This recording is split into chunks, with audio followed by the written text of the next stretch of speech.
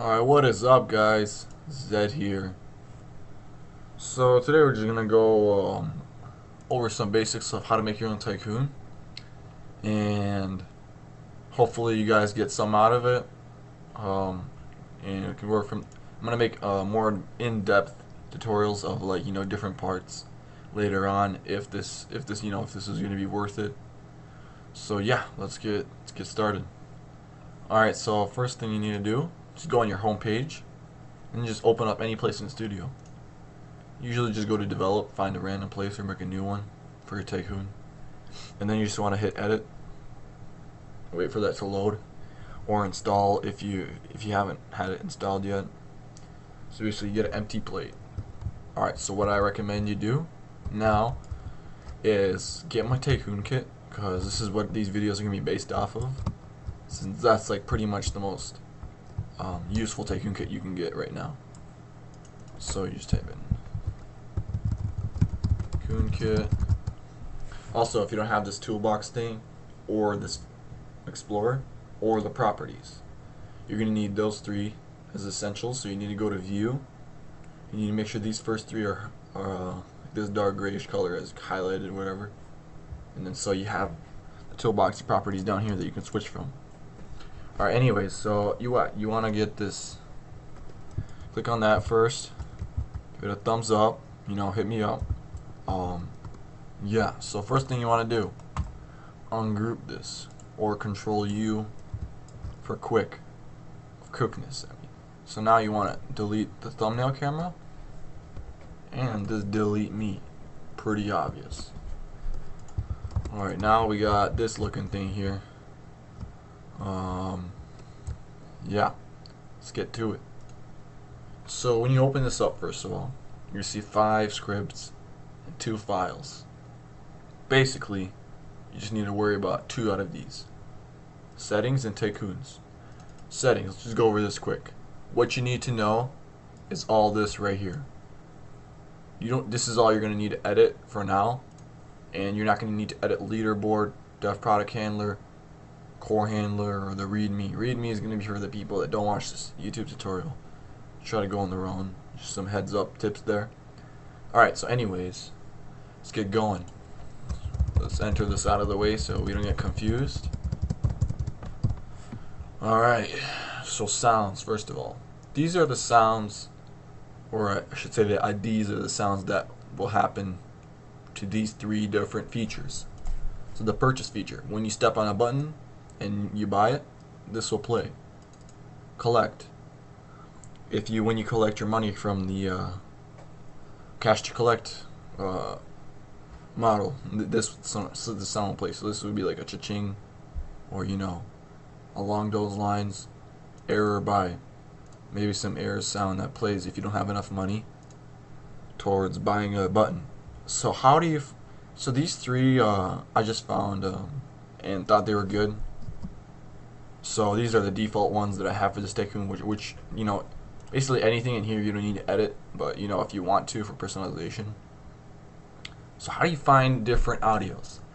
So you're gonna have to go anywhere, it doesn't matter. You're gonna have to go to the develop tab, and you're gonna have to go to the library tab, and audios. And like, let's say if you want error by, you can hit the Quan, because it's so bad.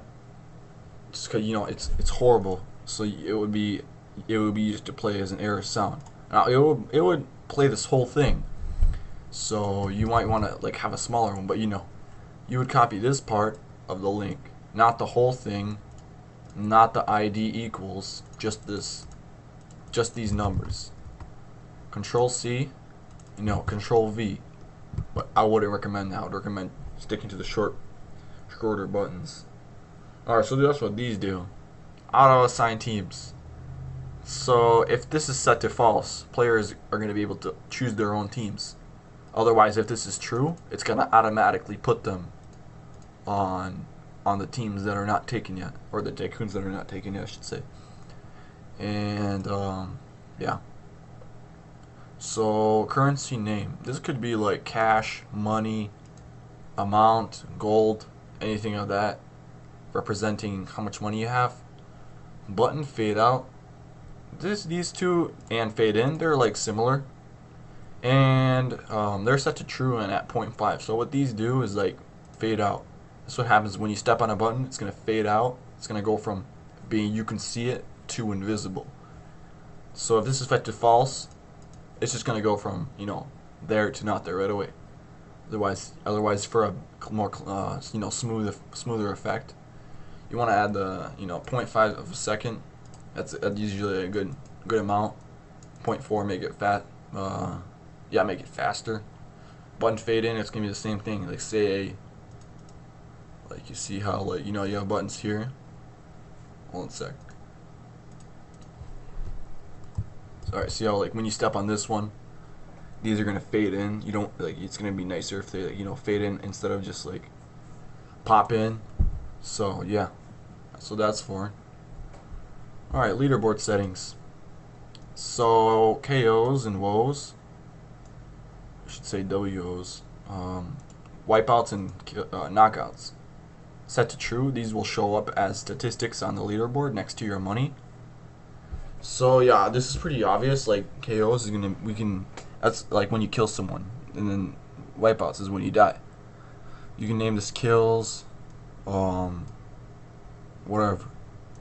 You can name this deaths, anything you want. It's not gonna matter, not gonna affect anything. So yeah, you can set these to false if you want just the money, or just money and how many kills you want. If you set this to false and just leave this at true. Show currency. Got to that in a second. I'll go over this first because it's gonna relate to that. Steal settings. So this is basically other players being able to steal money out of your collector, meaning not your total amount that's going to be in the leaderboard, but whatever's in here. And you can set the percentage, like it has to be 0.25, and that's it. You're not supposed to add a percentage symbol. You're not supposed to take out the the 0 point whatever. That's gonna error it. Yeah, 0.25 is a good amount. If this is set to true, you can turn it off. And then this player protection, that's going to be how long. That's going to be the wait of, say, enemy steps on it, they get your cash. They're going to have to wait that amount of time before able to steal your money again. So you can set 60 as a minute is a good interval.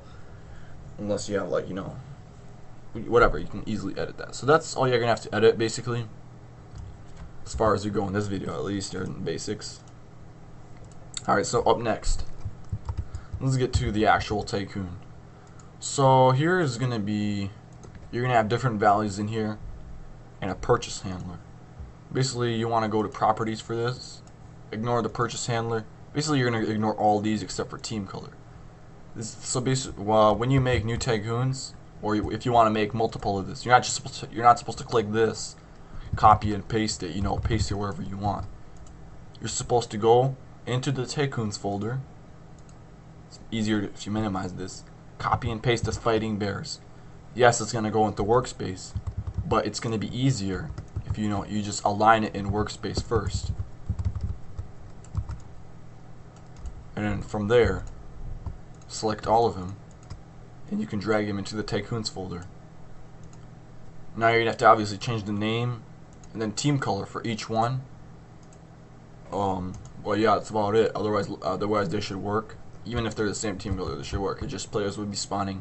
Say if someone owns this Tycoon, they're probably gonna spawn there, or whatever. So that's why I need to change colors. Don't worry about that. All right. Where is it? Let's get back to making this. All right. So yeah. So you're gonna have to only edit the team color. Try not to make it bright blue and then really blue. It's gonna be hard to players to distinguish because they're gonna look at the wall color or whatever, or how would they know it's theirs if they go attack somewhere? Yeah, pretty logistic stuff. So let's go into depth now. So these models here. Basically, don't worry about the dev product button in Game Pass. You can delete that. We're gonna hit that in another video where we go into more in-depth stuff. We just want in this video to get you set up, starting making your own Tycoon, get everything working, so then we can do all the purchasing with Robux and everything later on. Let's focus on this stuff for now. So basically you got buttons, entrance, essentials, purchase objects, and purchases. You're just gonna have to worry about the purchases and buttons. Pretty self-explanatory of what these are. All your buttons go into the buttons model. All your purchases, like say this door, the walls, the button, the everything, they go in here. So, alright, let me go in depth on how this works. So when you have this, it doesn't matter what the name is, but you're gonna want to include the item and then the price, like buy dropper one $70, so that the users know. So inside it, at least in your first button, you're gonna have two values. Now see how this says object and price? You're not supposed to change the name. Leave the name, object, and price. What you change is the value, which is what the properties are for. So for this begin working, we have the object's value set to mine. This is basically it's going to look into purchases and find whatever the value is. In this case, it's going to be mine. So this button is going to buy this, which is pretty obvious, and then the price of it is going to be 0. Now we go into the other droppers. Notice how this one has a third value, dependency. Dependency is going to be it's whatever its value is. It's going to require that to already be bought in order for this to become able to be bought. So what I mean that is, like, see how this dependency is mine. You're gonna have to buy this first before this comes visible and you being able to buy it. Now if you delete this, it's gonna be visible right away, but for like quality's sake, we usually have a dependencies on other items before the first one. Alright, so let's give this a quick test. See this in action. So you notice everything's gone except the. So this conveyor, cash collector, and spawn. These are the essentials. These are going to be already in the game. So if you already want, like, level 1 walls, in this floor, and the wall, and some, like, some basic walls, conveyor walls, you put that all in the essentials. They don't have to be bought.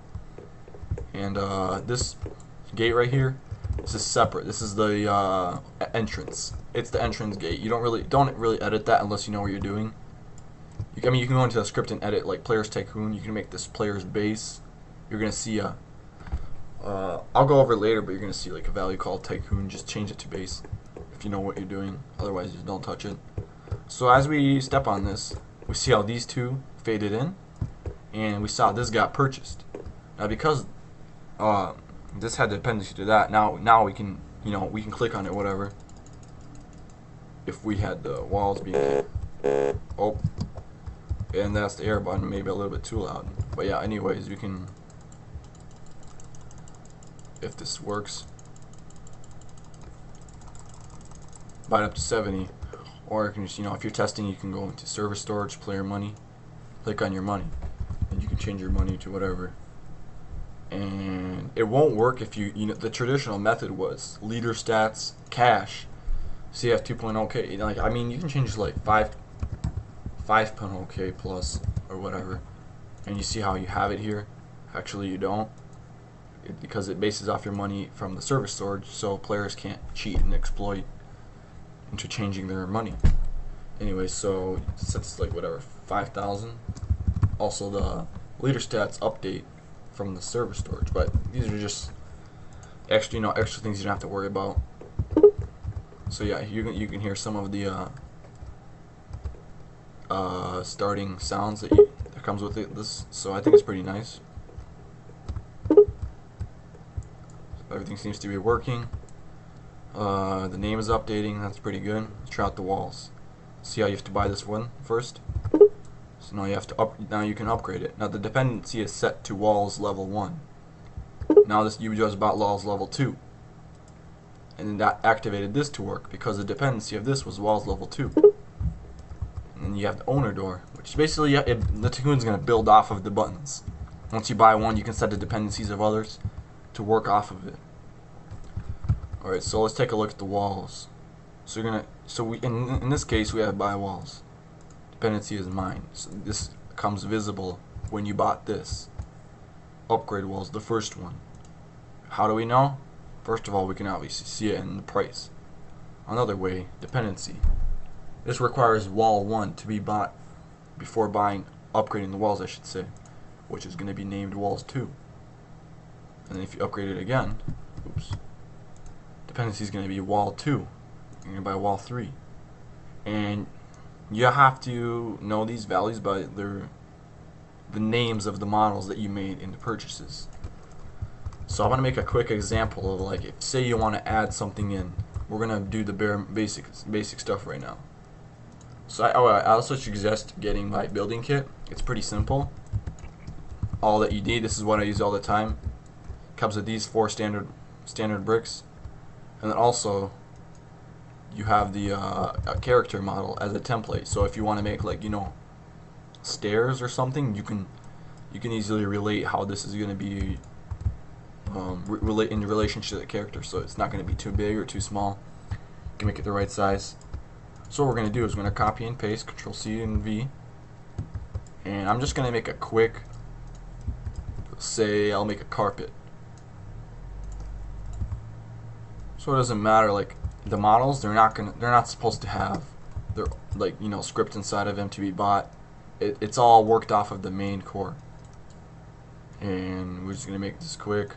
Try not to overlap on buttons, otherwise they might not be able to be purchased.